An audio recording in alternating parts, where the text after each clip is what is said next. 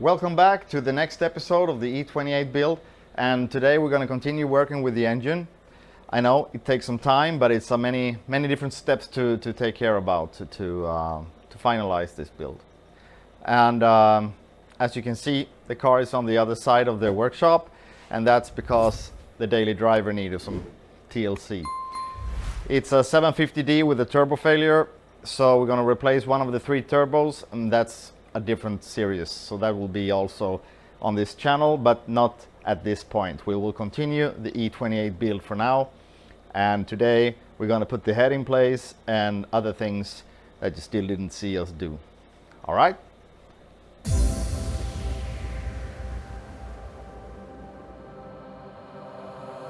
Oh, I can't figure out who I should call when thoughts running through my head in the morning. 3 a.m. And we're back from Spa. The cylinder head has been on a Spa weekend. It's been cleaned, as you've seen, or as you will see, a small clip from. Yeah, it's nice. This will be repainted and assembled on the engine. So I will leave it to Mats, and he will do some magic to it.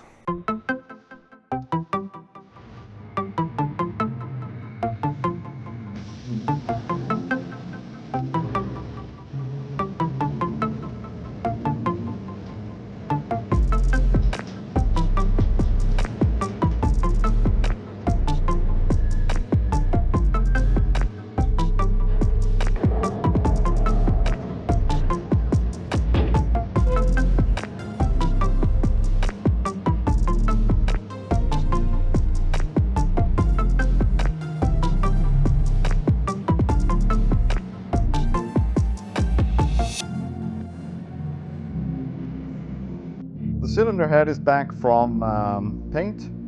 Well, back from paint. It's painted in the Caravan I showed you in the last episode, and also it's been on a Spa like we showed before. It's cleaned out, so it's really no dirt anywhere, so that's perfect. So what we're going to do now is to put these seals in place that seals the oil from coming down to the combustion chamber when you're running the car.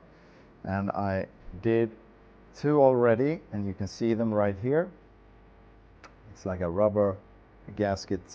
Yeah, it's clamping around the shaft of the valve, and it's a good idea to replace all of those, so prevent from blue smoke coming from the behind of the car. So that's next. So when you put these seals in place, they are shaped like this.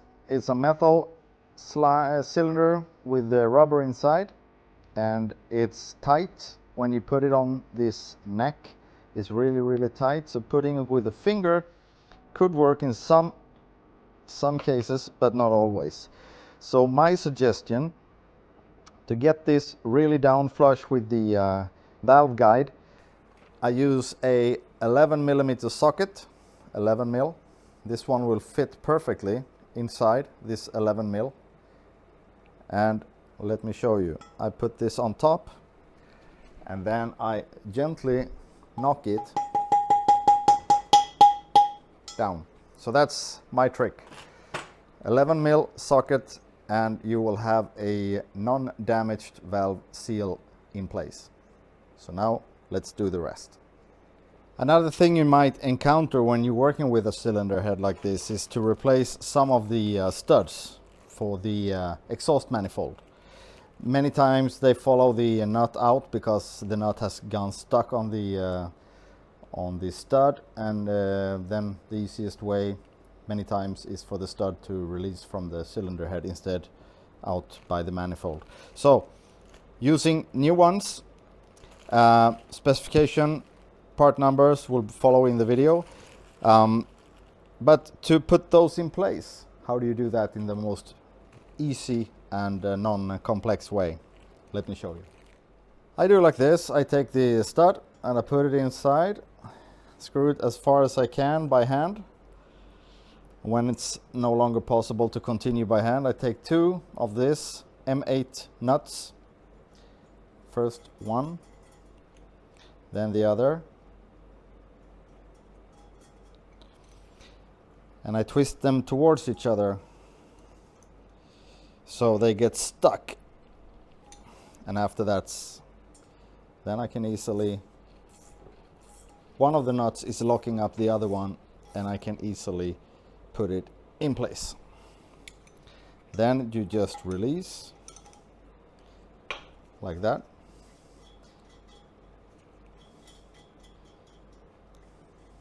And use them again for the next one.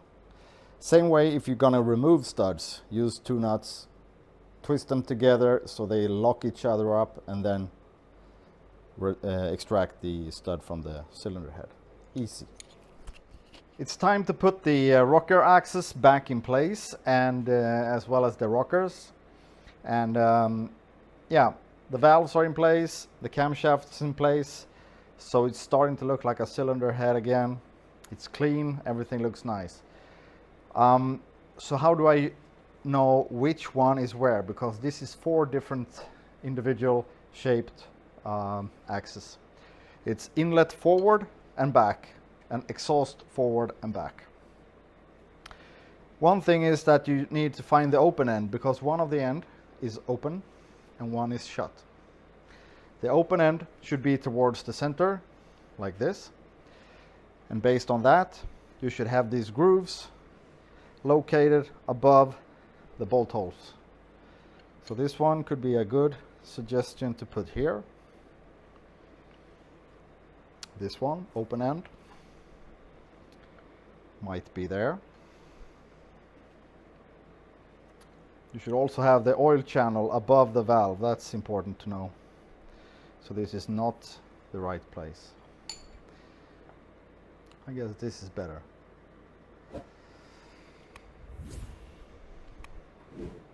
Yeah, so I'll sort this out and continue the work.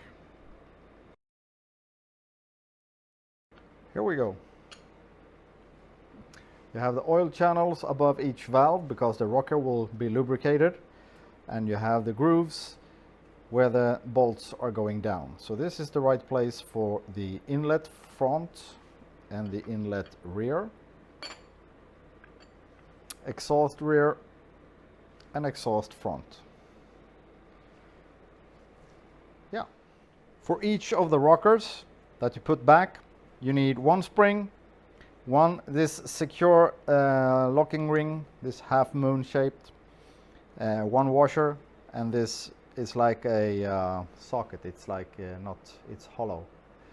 It's supposed to lock this one, secure it doesn't spring out. And to make sure that the rocker arm has enough play to work easily on, I always loosen this 10mm and I rotate the adjustment to the largest play available, so it doesn't become too tight. Yeah. Always start with some light fluid, like this light oil fluid, even on the rocker. Starting from first cylinder intake, the first thing to do is to put the spring.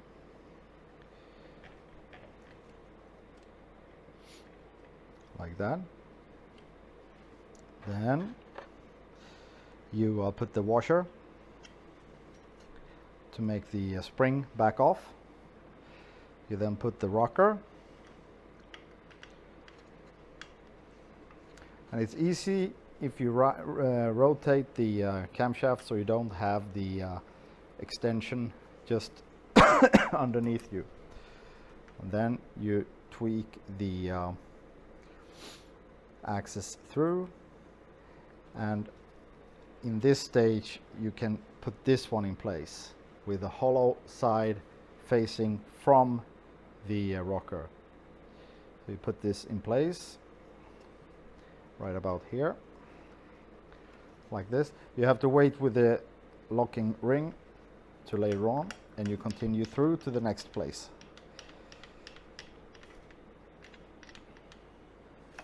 So the first rocker is in place, and we continue to do the same all the way down.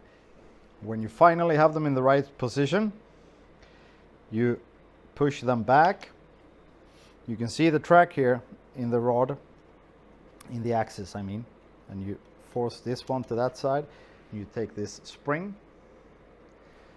and you press it over this track, which will prevent this from sliding past this position. And now you have the rocker arm in position over the intake valve number 1. And you can hear that there's a lot of play, and this is some adjustment we will do later on.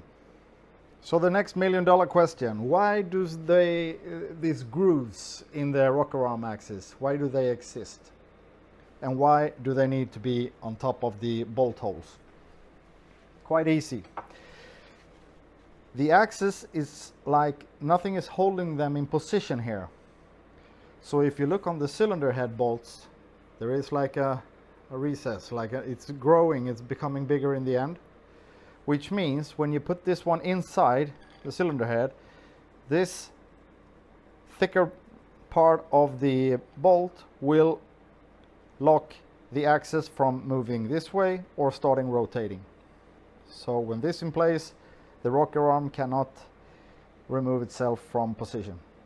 So that's a smart solution, and we're going to put some of the cylinder head bolts in place, because when I start rotating the camshaft in order to make everything fit, they could be coming out of position, and we will have a lot of problem later on when we put the cylinder head on the engine to find the groove again, because they might be out of place.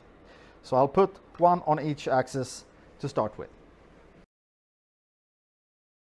Woodruff key has arrived, and I'll put the part number in the description. It looks like this, and we're gonna put it in place, and later on we're gonna put the engine part as well in place to be able to put the rest of the stuff in place on the front of the engine. So right now this one goes in like that. Same like last time, I had it in the oven, 150 degrees for a few minutes, and suddenly it's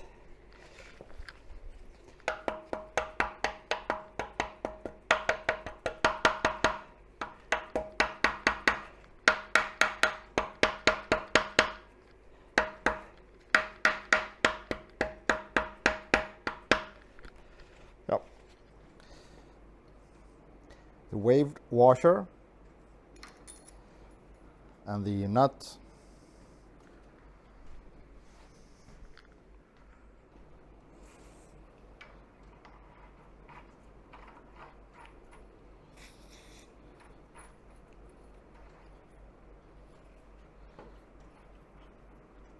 Okay, the nut is in place, and the balance wheel.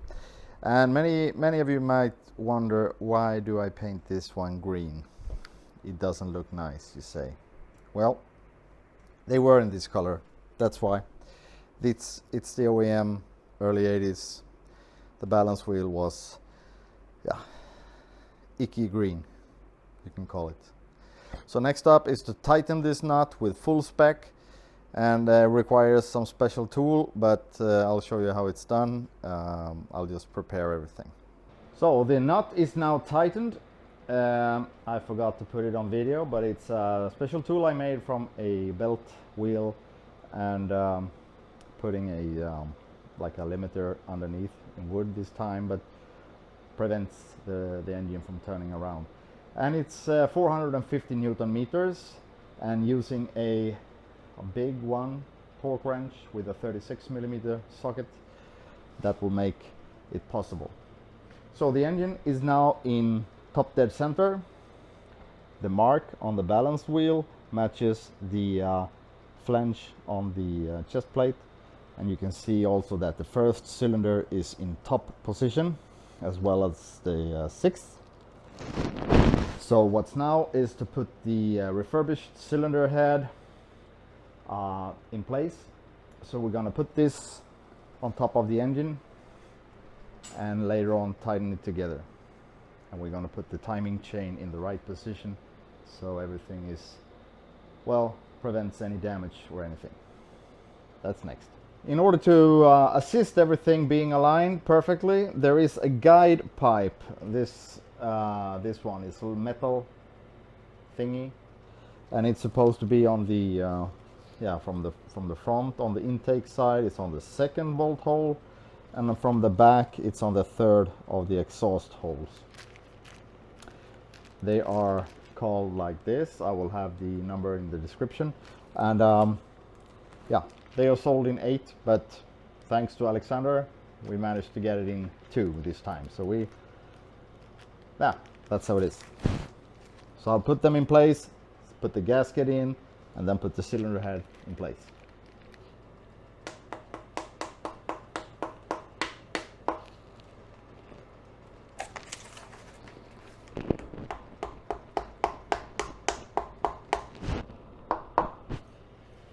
When the guides are in place, it's very easy to get the cylinder head gasket to align perfectly. It's in place and it cannot move, so there's no chance this one gets out of the way or get out of position while you put the head in place.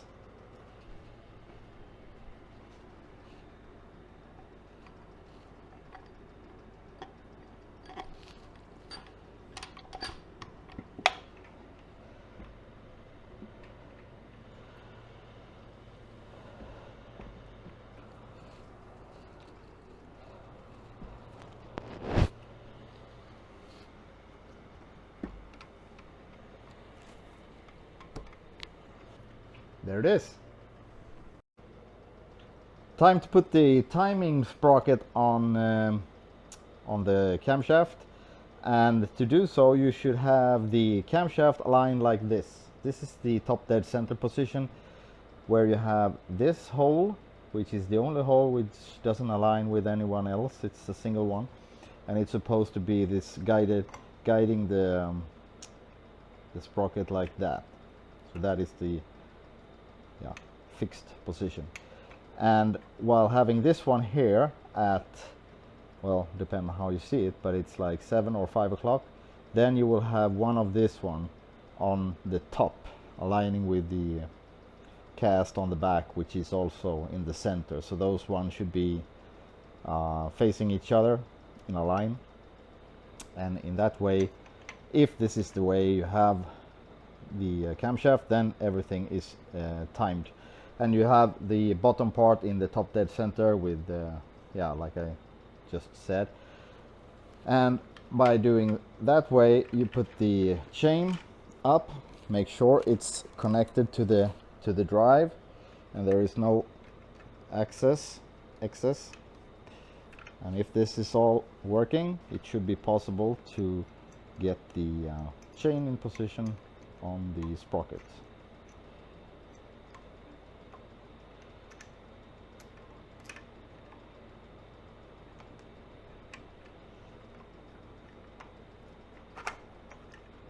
Something like that. You might be able to shift the camshaft a little bit to make it work perfectly, because there is actually no play when you have new drives. Yeah, all the chains and everything is new. There is no slack or anything, and this side should be tight. This one can be like this, no matter, because that's a tensioner will do their work later on, but this one must be perfectly stretched out when you do this. So I'll adjust the camshaft a little bit, some millimeters. Yep, and then it should be fit perfectly.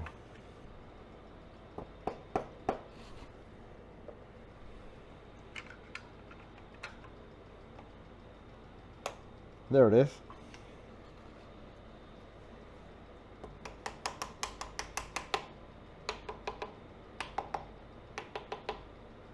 Yeah. Now it's in place. And tightening this with the M6x16. Everything in the description. Since the cylinder head is already in place, I mean it's located on the engine, I put the cylinder head bolts in place. We still have this oil lubrication pipe to tighten down, and this is quite you need to pay attention that it's not clogged or anything like that. So all the lubrication holes on the other underside is open and there is no dirt inside.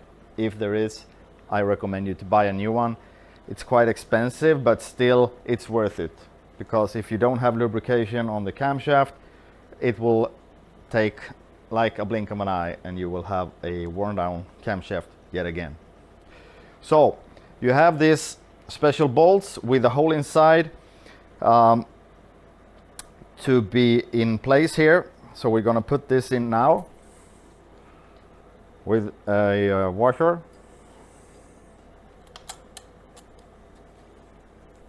One washer on each side to make sure it seals. This is a soft washer. It's like almost like a gasket. So when you tighten this down, it actually compensates for any scratches or anything that it doesn't seal tightly. If it was a hard washer, you could use a copper one as well, but the aluminum one is the one in the seal kit.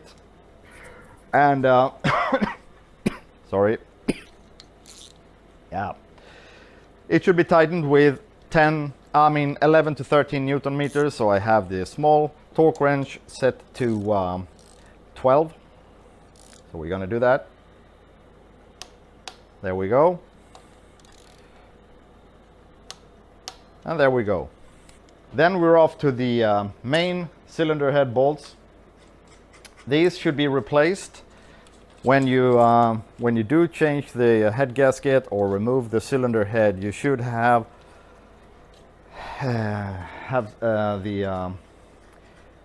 you should replace those, because they are like we call a stretchy bolt, which means it extends, it gets longer, just as it should. And if you untighten these and use them again, they do not have the same elasticity. So it's better to replace them in full whenever you lift the head off. It's a small cost. I think it's about 30 or 40 dollars for like a whole set. So it's definitely worth doing it. So there's many ways to do this. Well, actually there's two ways to do it. With 3 different torques or with angle torquing. And I prefer to do with the torque. So in the first step I do 35 Newton meters all over. In the second step I do 70. Then I run the engine warm and let it cool off, and I do 80. So that's how I do it. And you always start from the center, working your way out. So we start with the center 2, this one and this one. And then we go like across, like this, out towards the outer perimeter. In that way, you tighten the cylinder head from the center and out, meaning that if you need to press the head gasket to seal, you do it nicely. If you do from outside and in, you might end with an excess of material in the center. So you will always force the seal towards the ends of the cylinder head. So let's do it.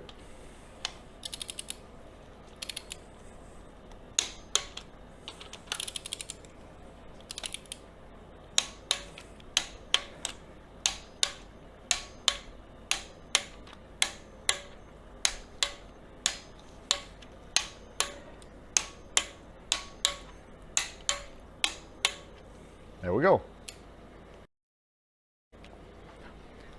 Now it's been resting for a while, a few minutes, and I'll take the 70 Newton meter, which is a lot harder. It's double what we used from beginning.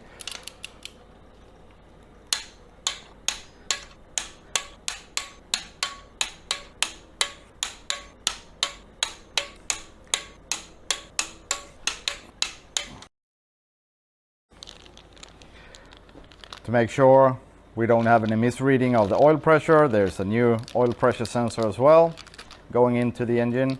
I think it's also quite a big, ensures you that you don't have a misreading, to avoid having an old faulty sensor telling you that everything is fine when it's actually not. So put the new one in place if you have the possibility. That's always good. We're going to tighten this baby as well. Finally, it's time to put the oil cooler in place, and of course you all know what that means, because if the oil cooler is in place, it's also possible to put the front valance on, and then the Alpina front spoiler. Well, that's something we all look forward to seeing, isn't it? So we're going to start by putting the pipes into position, at least on this side, because we need to attach the pipe on the back side. There it is, finally.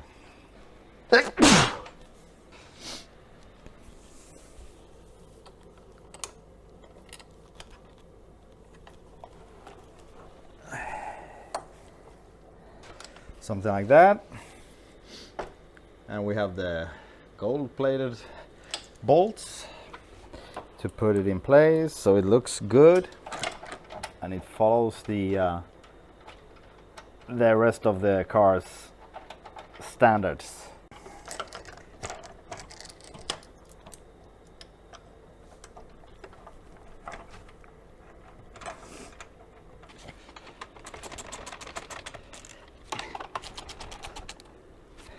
Yeah, so now it's just a matter of tightening everything up, and then we're ready to go.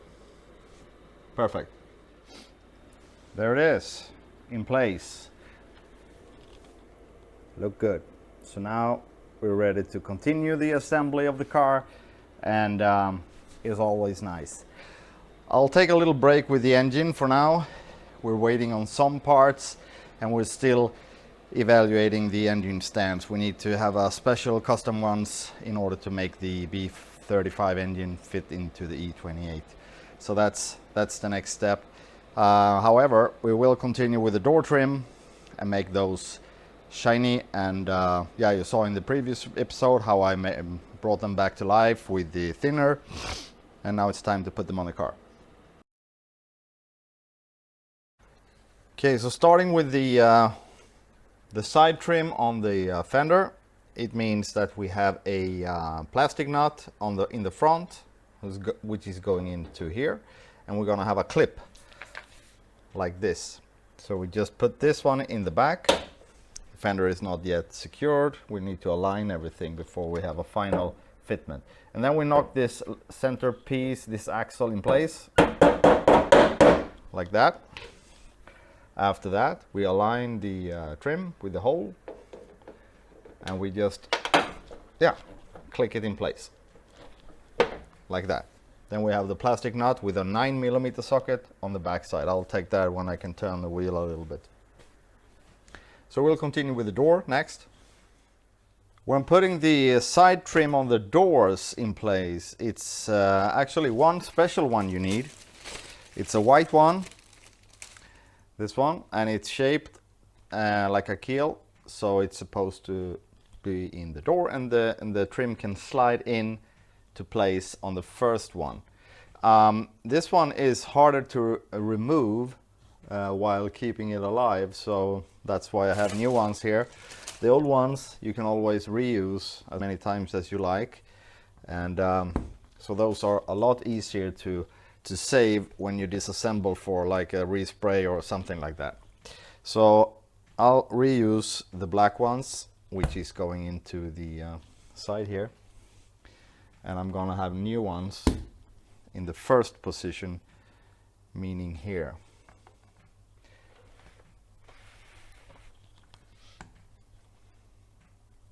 And just like before, we just knock the center axis in place.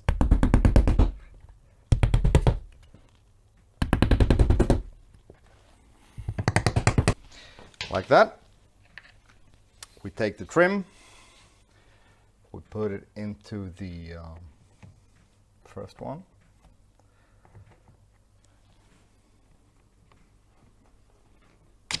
Like that. And slide it all the way in front, like that. Then we have the plastic nut in the back this time, so that should be aligned with the hole. And after that,